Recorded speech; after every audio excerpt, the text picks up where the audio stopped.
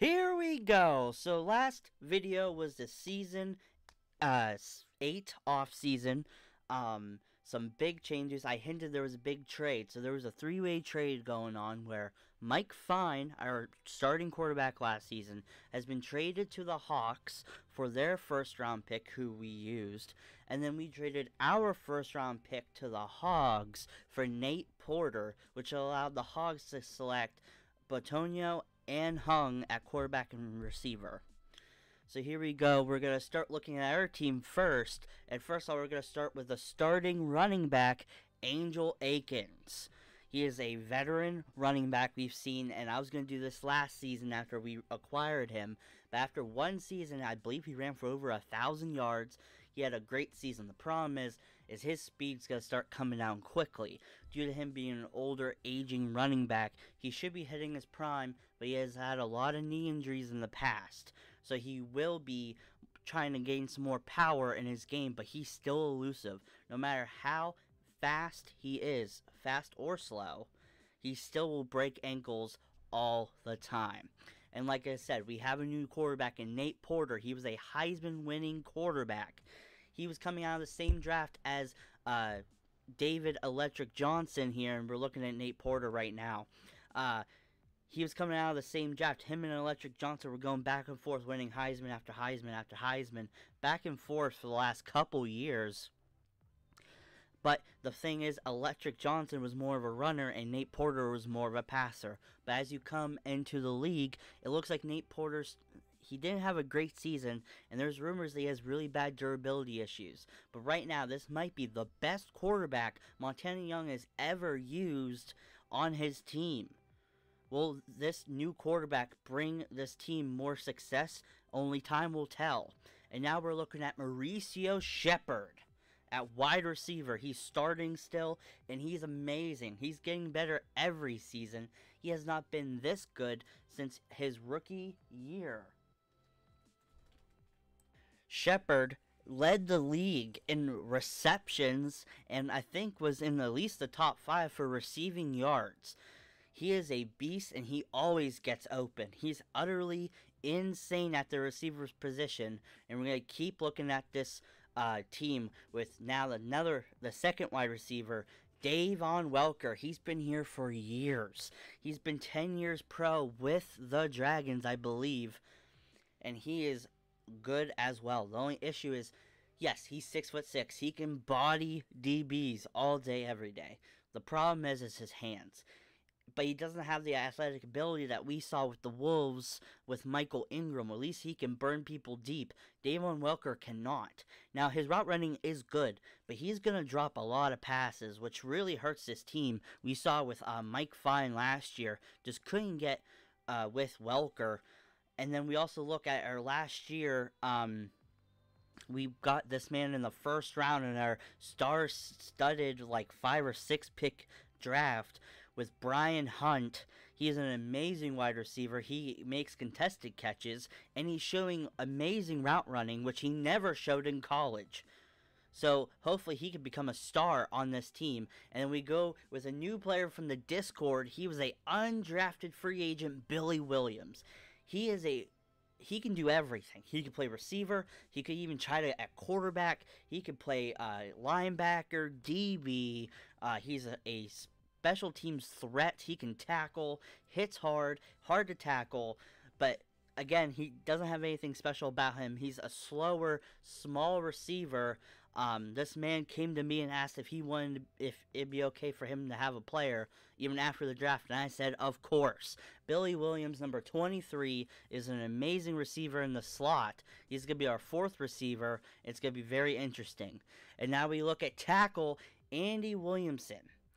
I believe we drafted him. I might be wrong on that, but I'm pretty sure we did. And if we didn't, then he was drafted a couple years ago when the Dragons really needed an offensive lineman when they had Cameron Scalone. But if you look at him now, his pass blocking stats are really good for tackle. He's going to be our left tackle since we drafted a right tackle this last offseason. The only issue is he lacks that strength you really need to really anchor that left side. But with his absolutely amazing technical ability. He can hold up. And now we look at center Max Braham from the Discord as well. He's another undrafted free agent. He came in after the draft was done. He wanted to name a player after his son, and so I broke my rating scale a little bit. He's very strong, but he lacks a lot of blocking. He's not good at run blocking. He's not good at pass blocking, but he is strong, and he can grow to be a better player. It just depends if he can get that technical skill like Andy Williamson, and if so, he could be a really good center, but until then, he's just a starter. And then we look at Ray Ash at right guard. I believe we're going to skip our left guard Patel because he is just an average starter.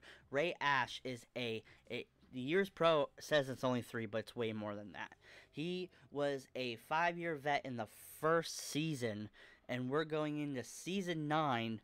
So yeah, he's probably around 14 years pro.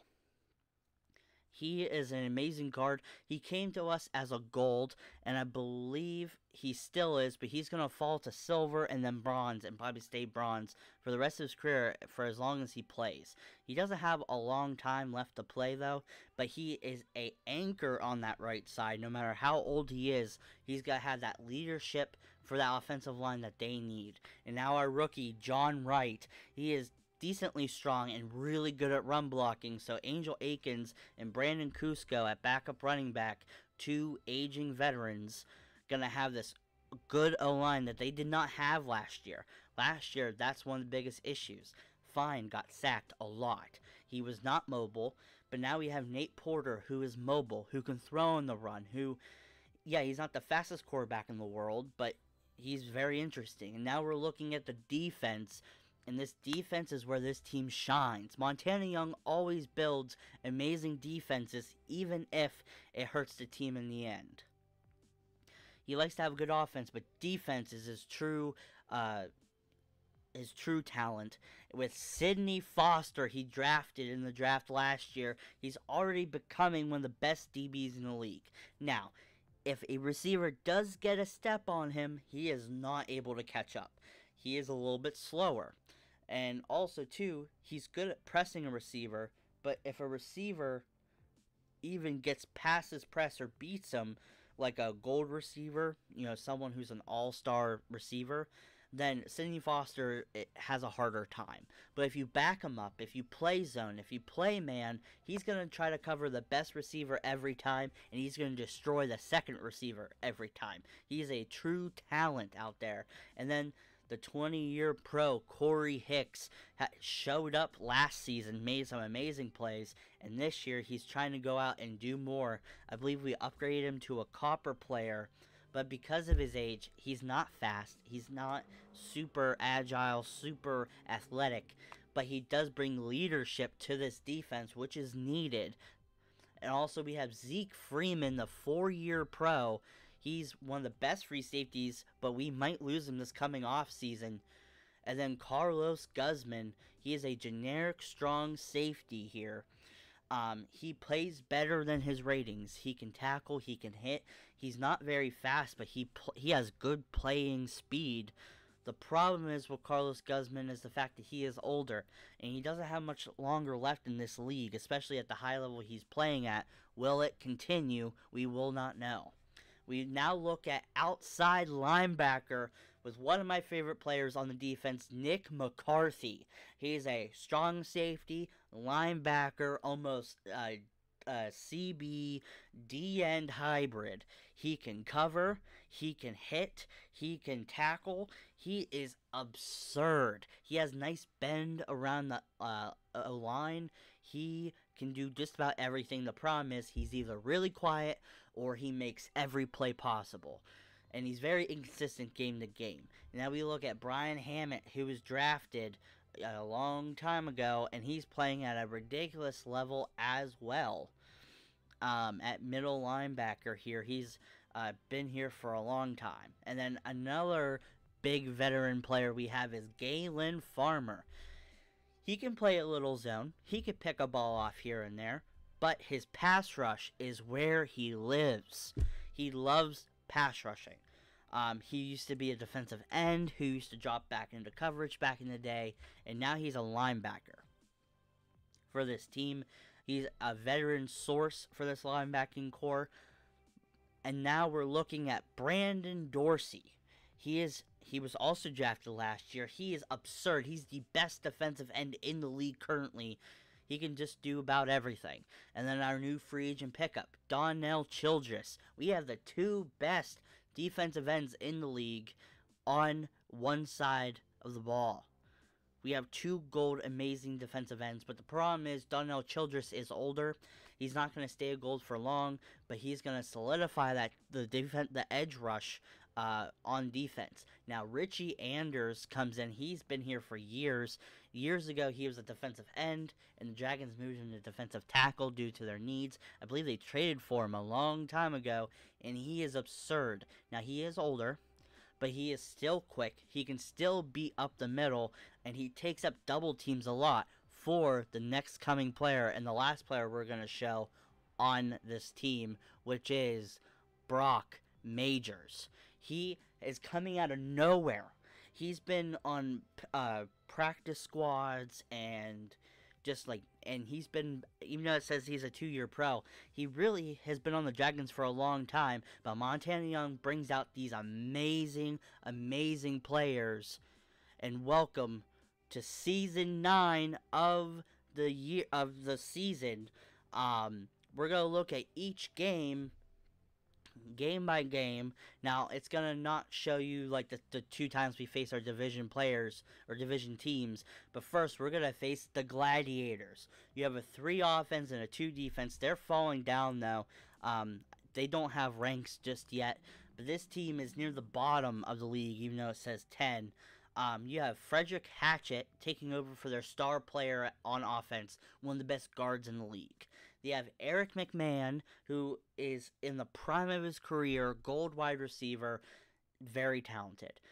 A very talented speedster, I should add. Then you have wide receiver J.J. Jackson, who is also very talented, and free safety Denny Mays, who's an older free safety who can play linebacker.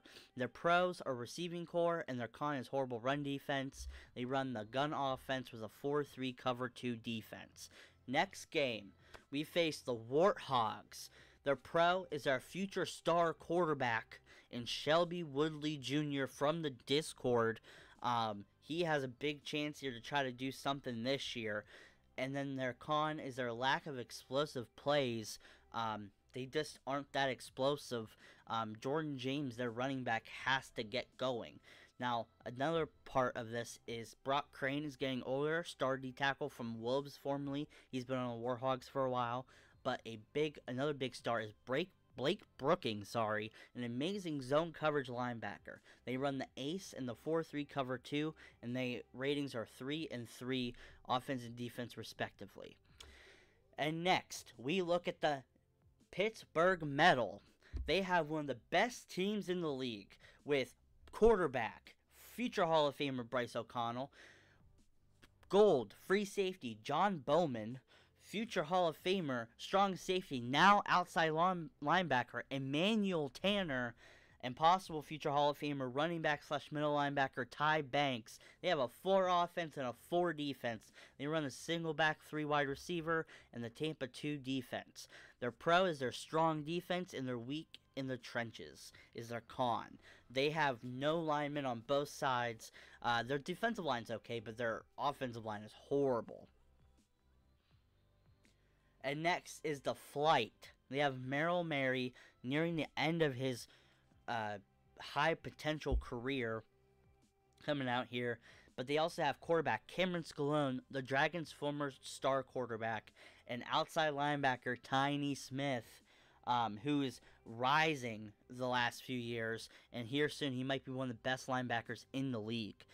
They have a stout pass rush, but they're horrible pass coverage. Their best pass cover player is Tiny Smith. They have a 4 offense and a 3 defense. They're a division rival. Can they come out this season and beat the Dragons?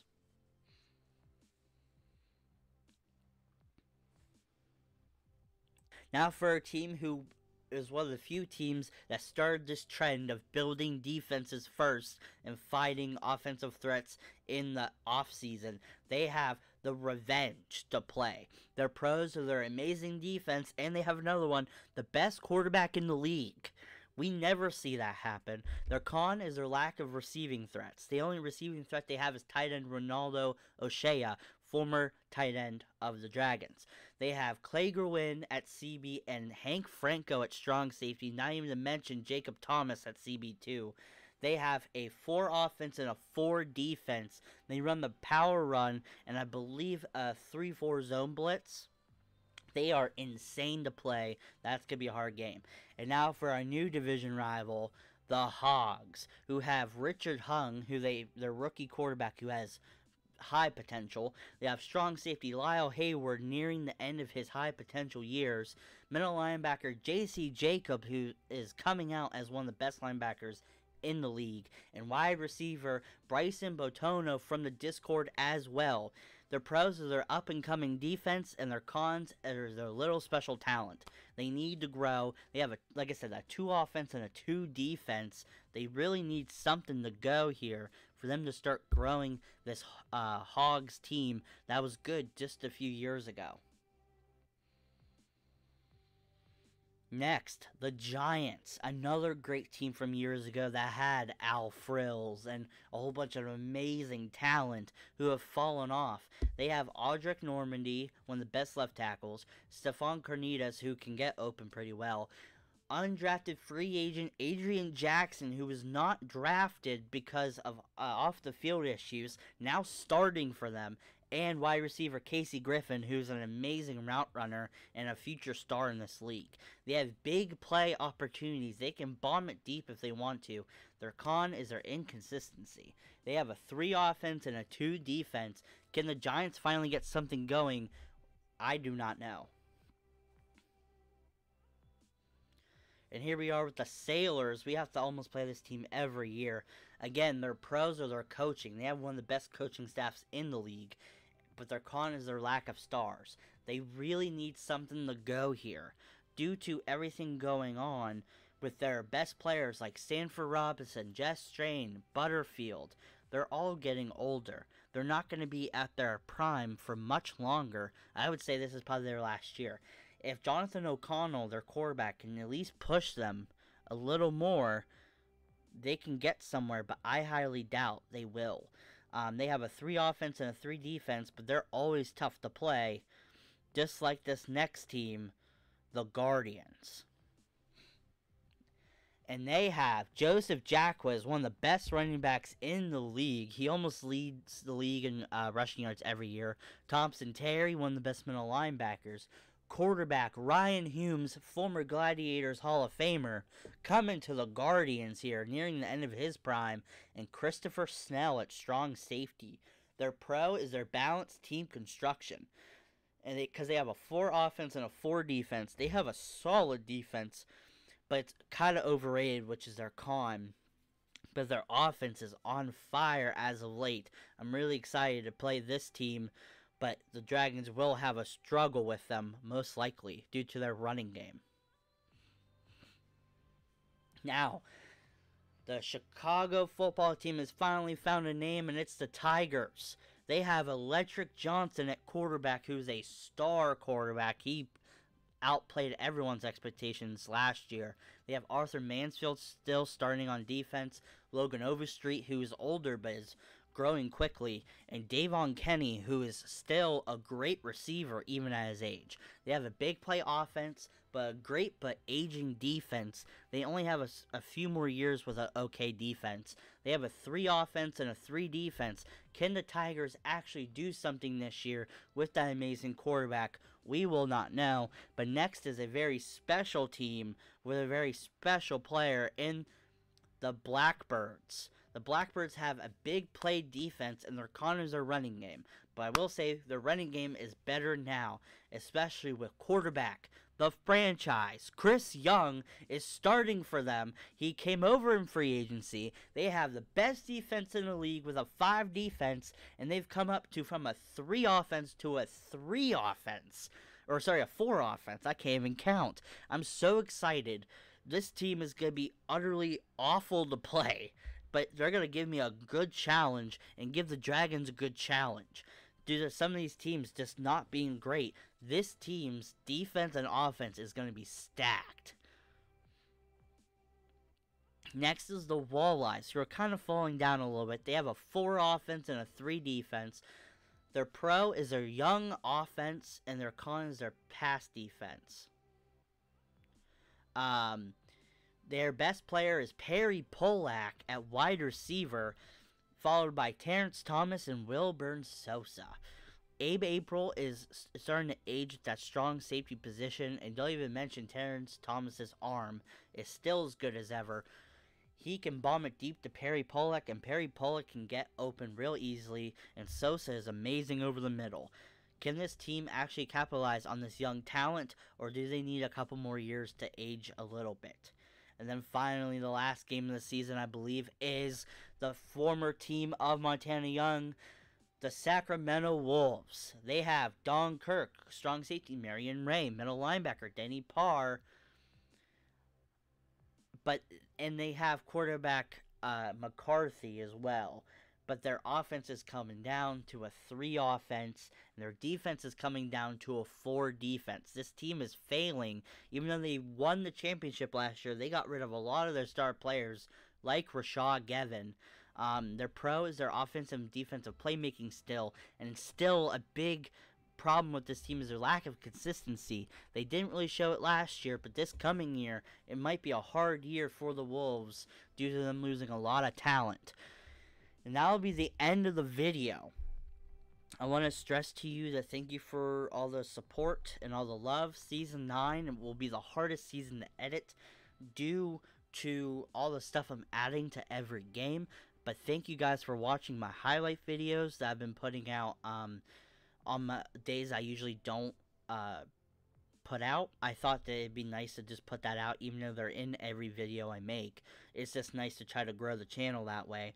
And just thank you for all the support. Like I said, we have a new quarterback. I'm excited for this season, and let's get at it. I'll see you guys next time, hopefully with Game 1 of Season 9. I'll see you then.